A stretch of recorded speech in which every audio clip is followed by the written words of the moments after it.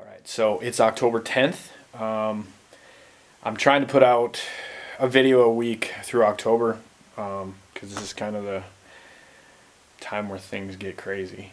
But between trying to hit the gym in the morning, go to work, hit the gym again, get in hunting, stay in my house, this is a crazy time of year. But anyway, I shot some videos this week. I kind of go over my camera relocation from summertime scouting to early fall scouting to now getting my spot points where they need to be. And I've been hanging hunting in places where there's not a big buck to hunt, but I am getting practice with my stand, getting practice with my saddle, and getting some of it out of my system. It's basically, for me, without having a big food source to hunt, if you have bed to food pattern, great, go kill them. But I don't usually, so the first 2 weeks of October are self-restraint. I have another person I'm going to go hunting with this week. He's got some bucks that we're going to try to chase down, so that'll take the pressure off the places that I know get hot. So anyway. These are, I'm just going to play the videos in the order that I did them. I did a couple hunts. There's not a whole lot of footage. And then when I was scouting and moving cameras, I kind of went through the timing issue and, you know, things of that nature. So anyway, here they are.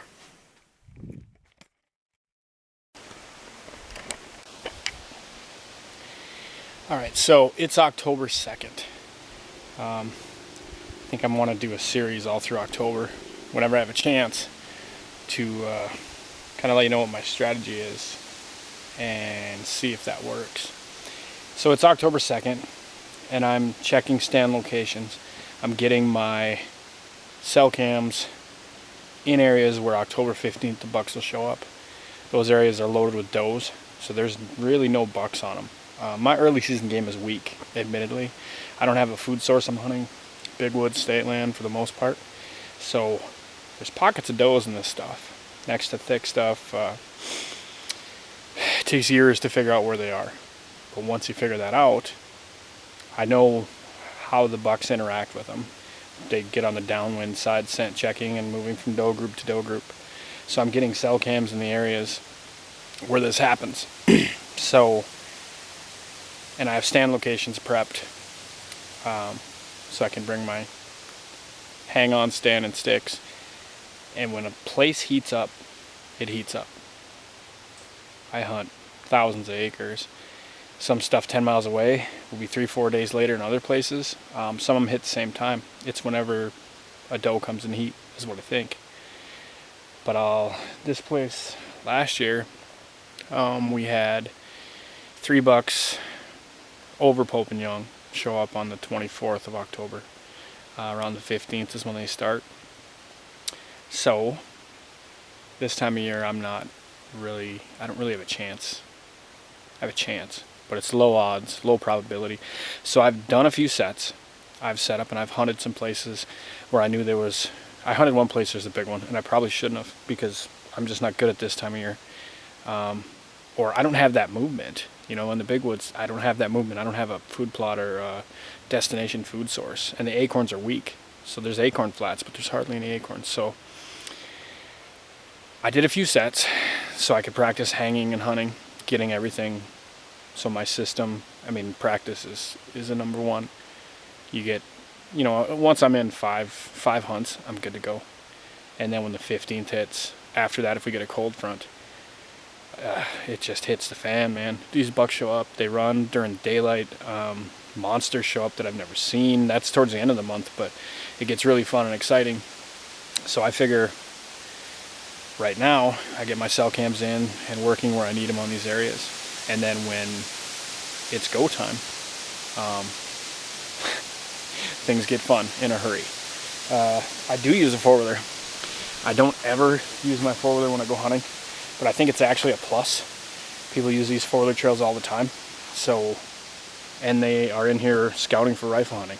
So I think me coming in on a wheeler, I'm just waving a flag, hunter, person, you know, and the deer just tear off. And when the wheeler leaves, they go back to normal. And when I come in to hunt them, I hike. I'll hike a mile so they can't hear a wheeler. I park my truck wherever I can get close, but I never ever drive a wheeler in. I think they know. I think it puts them right away thinking, here we go. So a wheeler saves me a lot. I can scout in the spring with it like crazy, and this time of year I'm purposely in, noisy. I'm not sneaking around. When I hunt, I go into stealth mode as much as I can. I'm not perfect at it, but there's days I do real well. And I think a wheeler can be a plus, especially places where they hear them a lot.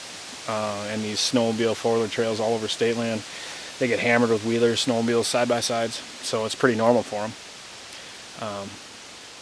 So I kind of go in, do my scouting, hang my cameras, get the heck out, and then when it's backside of a cold front, I'll park as far away as I have to. I will sneak in, ultra quiet, and it works. It does.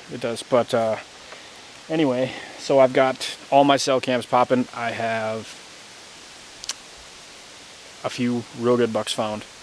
So I'm going to try around the 15th to start hunting those seriously. Until then, you know, there's a cold front coming this week. I'm going to hunt the backside of that a couple times, but I'm not going to push the bedding. I'm just not going to.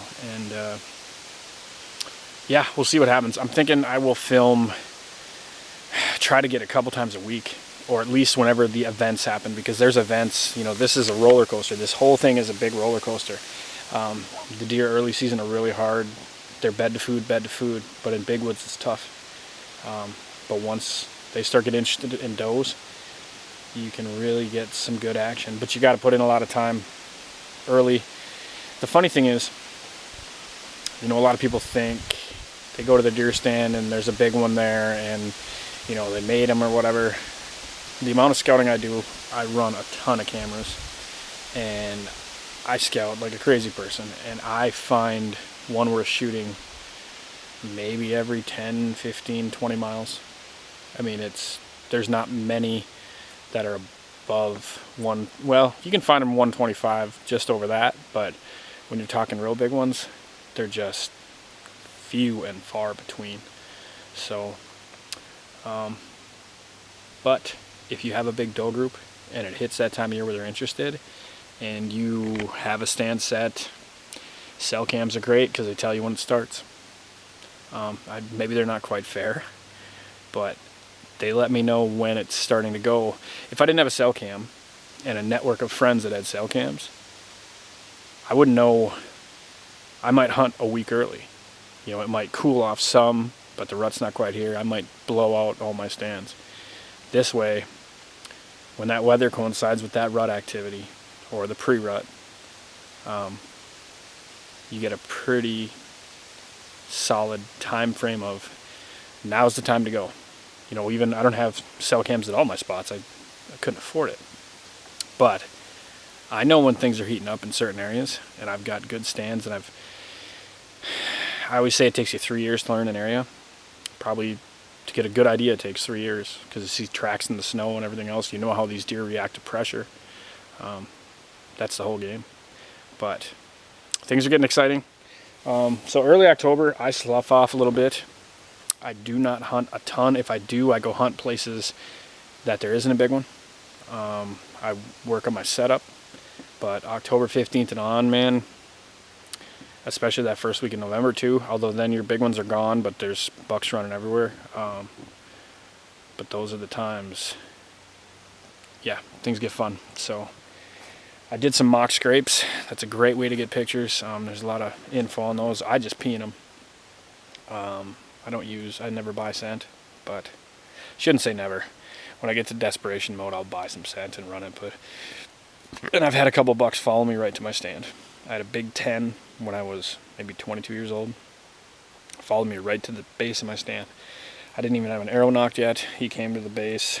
I've watched him walk around. I watched him go back and hit the trail, put his nose on the ground and follow it out. I couldn't shoot once he got in the brush, and then he just... so I've had it work. The other thing is, after October 15th, probably the last week in October and the first week in November, I will grunt and I will rattle. And it works.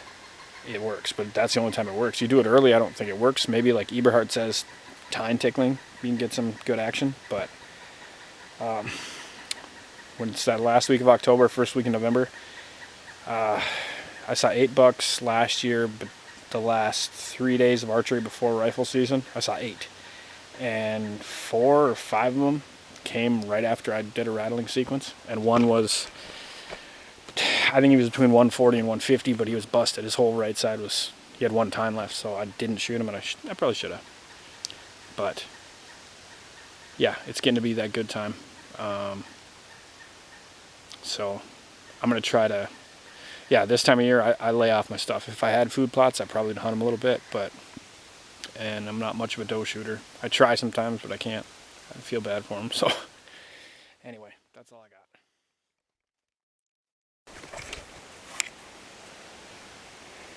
Alright, so this is the other idea. This is a place, there's a lot of deer movement last year. I can't exactly hunt here, but I can hunt that end. This is a good place for inventory, probably nighttime, transition between this thick stuff. So I put a mock scrape right there. And there's a camera right there. So I may not check this till November or even later. And climbing sticks are the nice thing about using climbing sticks. If somebody wants to steal my camera, they gotta see it first. Then they gotta climb this little tree. And I like to put them in little trees. Something like that. Because if you put them in a big tree, bears like to climb them. You put them in a group of trees, like 3, 4 little ones, bears like to climb those. And if a bear sees your camera, he's got to take it. So, yeah, as you can see, this is just it's a heck of a path. And it's between really thick bedding, quarter miles of really thick other bedding. And there was a big one here last year, and I threw a camera on it, but the camera didn't work. It was really cold, and I think the batteries died right away. But he had a monster track.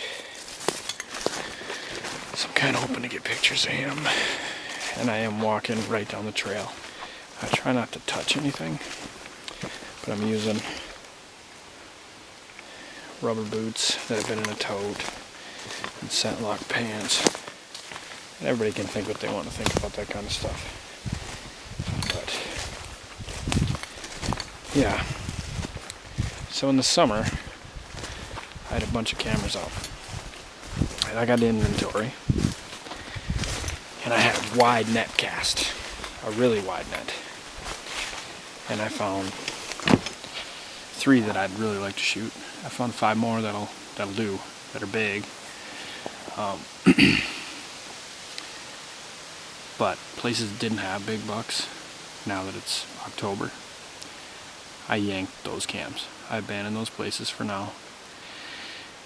And now I'm putting cameras in the areas where I'm hunting the big ones.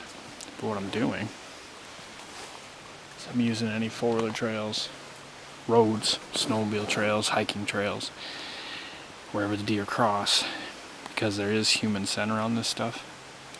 I'm putting them just off the trails. So when that buck goes missing or I kick him, I can go pull cards in that general mile square, 2 mile square, and I can usually find him again or know where else he's been frequenting. So I have some fresh sits on some places he doesn't know I'm hunting him. So,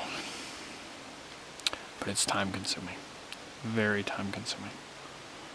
But when you can grab them horns when you put them down, or just see them, that's awesome. So anyway, things are getting exciting. A couple more weeks, man, and it will break loose. I hiked this bedding area last year. It's the first time I scouted it. I kicked 7 deer out of it, and that big buck's tracks were everywhere. I came back and hunted it the next day thinking I put my scent in there, and his tracks were on my tracks.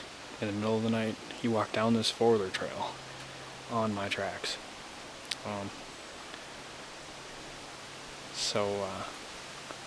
I'd like to get a look at him this year, at least with that trail camera. I think he'll go through here. That's kind of why I put it here, but if you have an idea where these bucks are traveling, you can get on them. You might have to give them a month, but you can get back on them.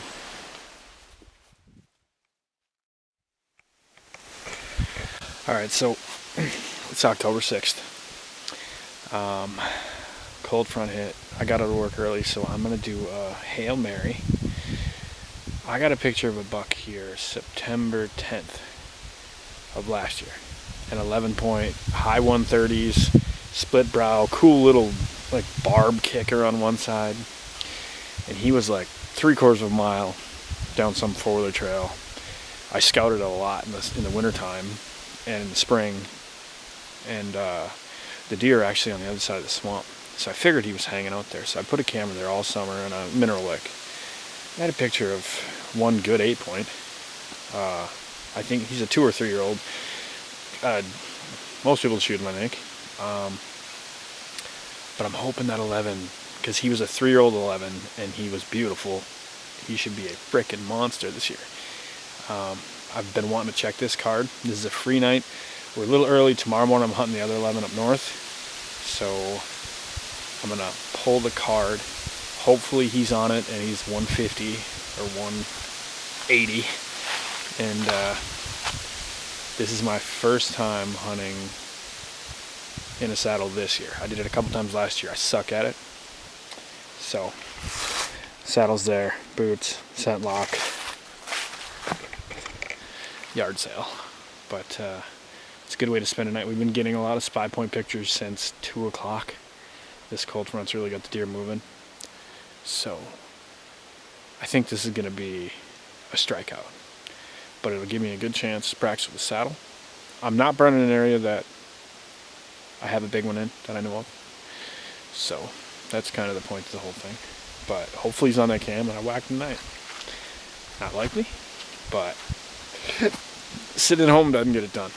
And it's October, man. It's early, but cold fronts are good. So we'll see what we can do. And yeah, so this is what I do. This is my scent lock. And this is what I dress in. So I wear shorts and my long johns, and I just slip my scent lock on, and then when I'm done I throw my my gym shoes back on. It actually works good. That way I've got easy slip-on stuff. I wear my shorts, everything's scent locked up, and you don't have to believe in it, but I roll that way. And I've been winded, but I had some stuff wasn't clean at the time. Alright, so I snuck into here where I was gonna hunt. There's a big swamp behind me, and there's an island out there, and there's a bunch of old big buck rub. There's big buck rubs all along this swamp. Last year on the other side of this swamp, I had a picture of that big 11, but all the deer sign was here and to the north. So I pulled the card. I had a camera here. There's a pretty big 8, but it's not one I'd shoot. So I'm gonna head further up, try to find some white oaks. There was some white oaks down there, but try to get a ways further and see if I can see anything. But that big one has not showed up yet. So we'll see. Maybe I can see some deer up there, some different bucks get on the other side of these other swamps. Wind's alright for getting up there, so we're going to try that. If I don't find anything, I'll probably just head out, and I got to be up early to get to where I need to be in the morning, so a lot of does and fawns, and that 8, and that's it here, but maybe up there.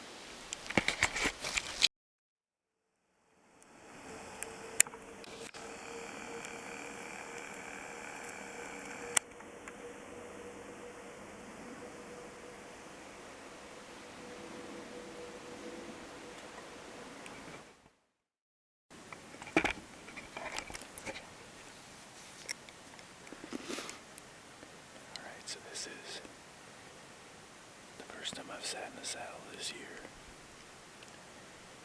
This takes a little practice.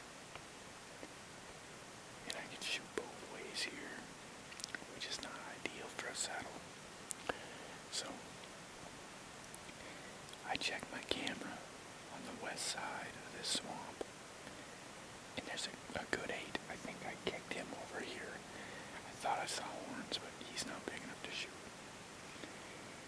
I made my way across this grass swamp. It was wet this summer, like knee-boo wet. It's dry, and there's beds all over in here. And there's trails, but the trails across this end. Like there's a few out there, but there's 3, 4 come across this end and jump into private. I walked up on a doe feeding right here. She was just over 50. I had the sun behind me, and I snuck up to 32 yards, and then she caught a swirling wind. I'm wearing setlock, but I'm not wearing my head cover like I'm supposed to. I got set up in my saddle. There's an oak ridge behind me, and I think a deer saw me setting up and was blowing. So, there's not a big one here that I know of, although there was last year. But this is good practice, and I found a spot there swinging this swamp that's damn good. If nothing else, I'll keep a camera here, and during muzzleloader, I'll come back and hunt this.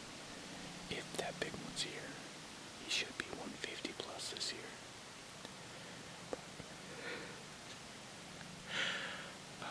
It's been kind of a shit show. It's been kind of funny, but it's fun, and I've been seeing deer on the walk. So we'll see if anything. There's an island out in this swamp, a bunch of historic grub, and there's historic grub here too. So it's a damn good spot, and it's a walk back here. Nobody owns it except with rifles, but this is just me trying something new, doing a little scouting, and I wasn't supposed to have the afternoon off, so yeah, I'm not used to this squirrel step stuff. I have this extra safety rope, just in case. It's funny. Hopefully I get some video. Anyway, maybe I'll see that 80 might circle. My wind's kind of doing this, and should put my sunlock cover back on. And I'm definitely gonna try rattling in a minute here. I had to break a branch off here. I made some noise. Not really metallic, but I made some noise, so I'm gonna do some rattling.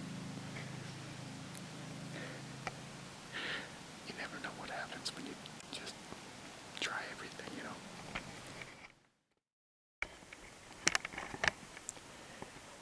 Alright, it's October 8th. I had to work today. I'm gonna pull a couple camera. I grabbed my saddle gear. My bow and I was gonna go back here for a camera. At the end, I planted clover in here. There was a couple of men blue track. But it's hammered by the deer. There's a rut around the edge of it. So I set up quick. Blue jays, they give them away. They should be coming quick.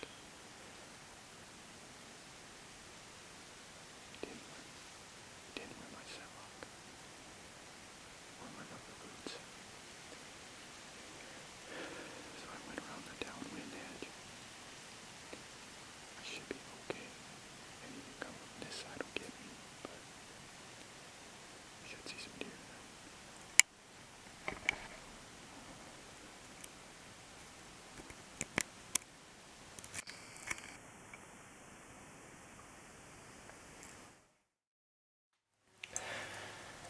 All right, so that's it for the first week of October, or just slightly over. We have a cold front coming. Things are getting exciting. Looks like it's going to be windy for a couple days. But when that subsides, we're going out again. I think tomorrow night we might try it. But anyway, I'll videotape that and get it out. Things are going to heat up. This is the beginning of the roller coaster. I was talking to Jason Michael today, and he said, I am looking at your weather right now, and this is going to be awesome. So pretty exciting. Anyway, I will keep taping, and we'll see what happens. Week 2, I expect to probably get on nothing, but week 3 and 4, yeah, then we're going to start getting some video of some big ones, and hopefully one down. So